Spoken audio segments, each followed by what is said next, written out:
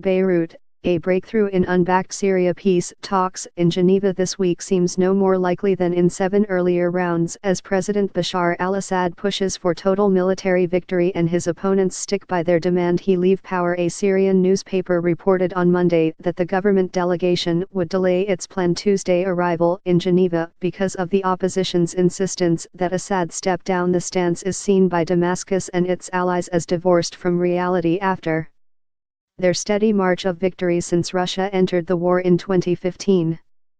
The rebels have been forced from all Syria's big cities, and their hopes of toppling Assad by military means look finished. The opposition has also accused the government of refusing to seriously engage. The Assad regime must not be allowed to play for time while people are being besieged and bombed, said Yahya al-Aradi, head of the opposition's negotiating committee. On Sunday last week, a senior Assad advisor said talks could only succeed if rebels laid down their arms.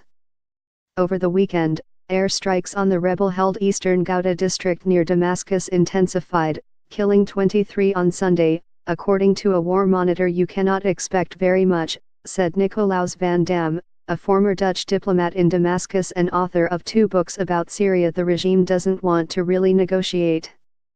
They want to reconquer every inch of Syrian territory and then negotiate.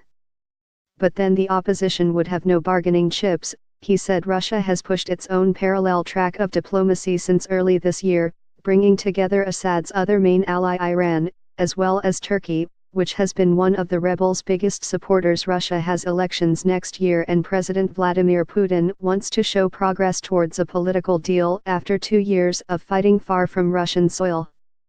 Moscow has already said it will bring many troops home from Syria by the end of the year, but Putin may also seek to tout diplomatic progress as he angles for Western countries to take up some of the expensive burden of post-war reconstruction in Syria, now most likely to fall on Russia, Iran, and China. Western foreign ministers said in September their support hinges on a credible political process leading to a genuine political transition, a process they have said requires the involvement of the opposition. Russia wants the end of the war, but it wants its ally intact.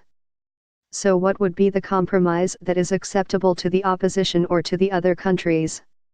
It's not clear to me, said Van Dam. Share on Facebook, share on Twitter.